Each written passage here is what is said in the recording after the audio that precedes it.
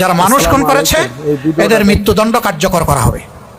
এরা যদি কাবাগরের ভিতরেও লুকিয়ে আশ্রয় নেয়, ওখান থেকে বের করে তাদেরকে আঙ্গিনা এনে মৃত্যুদণ্ড তাদের উপর কার্যকর করা হবে। কাবার গিলাফের চাদরের ভিতরে যদি লুকিয়ে থাকে, ওখান থেকে টেনে বের করে তাদেরকে হত্যা করা হবে। এই 10 জনের নাম এক এক করে বলে দিলেন। যারা এরকম অপরাধী তারা আগেই টের পেয়ে গেছে। ব্যাকল 3 জন থেকে গেছে, ওদের উপর মৃত্যুদণ্ড কার্যকর হয়েছে। 7 জন বেঁচে গেছে। বেঁচে যাওয়ারা ম্যাক্সিমাম পালিয়ে গেছে। এর মাঝে একজন ছিল আমর ইবনে হিশাম, যাকে আমরা আবু জেহেল হিসাবে চিনি। তার ছেলে ইকরামা, সেও পালিয়ে গেছে, পরিবার ফেলে ইয়ামনে চলে গেছে। এই সাধারণ ক্ষমা ঘোষণার পরে প্রথমে পুরুষরা আল্লাহ রসুলের কাছে ঈমান গ্রহণ করেছেন, তারপরে মহিলারা আস্তে আস্তে এসে তারাও গ্রহণ করেছেন। যখন মহিলাদের শপথ গ্রহণ শেষ, তখন ইকরামার স্ত্রী তিনি আল্লাহ রসুলকে সামনে এসে সালাম দিয়ে বললেন, হে আল্লাহ রসুল, আমি একজন অসহায় মহিলা। আমার শ্বশুর মারা গিয়েছেন বদরের যুদ্ধে আপনাদের হাতে। আমার স্বামী একজন হত্যাকারী, খুনি। আপনি যে 10 জনের নাম ঘোষণা করেছেন, এর মধ্যে আমার স্বামীর নাম আছে। আপনি চেয়ে দেখেন, আমার এই 3টা মেয়ে বাচ্চা, আমি একজন মহিলা, আমাদের পরিবারে আর কোনো পুরুষ লোক নাই। আমি কি আপনার কাছে একটু আরজ করতে পারি? আল্লাহ রসুল বললেন, মা তুমি আরজ করো। কি তোমার আরজ? মা ডাকলেন।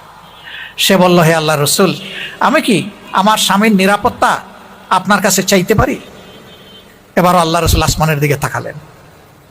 এরপরে খুশি মনে বললেন, তোমাকে মা হিসাবে সম্মান করা হলো, তোমার স্বামীকে তুমি এবং তোমার বাচ্চাদের জন্য নিরাপত্তা প্রদান করা হলো।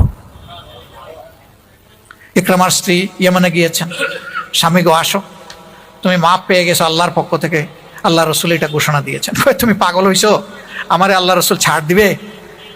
আমার বাবা যখন হজরতে সুমাইয়া রাদিয়াল্লাহু তাআলা আনহা ইসলামের প্রথম শহীদকে বর্ষা দিয়ে হত্যা করে, আমি সেই হত্যা আমার বাবার হাতে তুলে দিয়েছিলাম।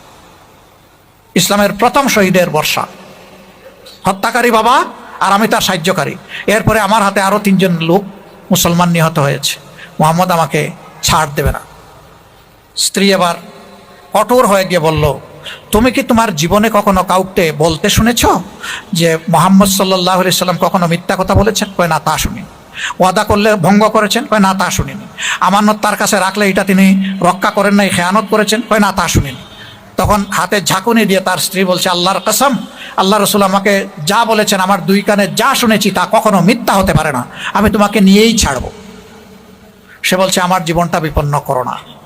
আবার ঝাঁকুনি দিয়ে বলছে, তাহলে তোমার সাথে আমার সম্পর্ক থাকবে না। আমি আল্লাহ রসুলকে শতভাগ বিশ্বাস করি। এখন আর কি করবে?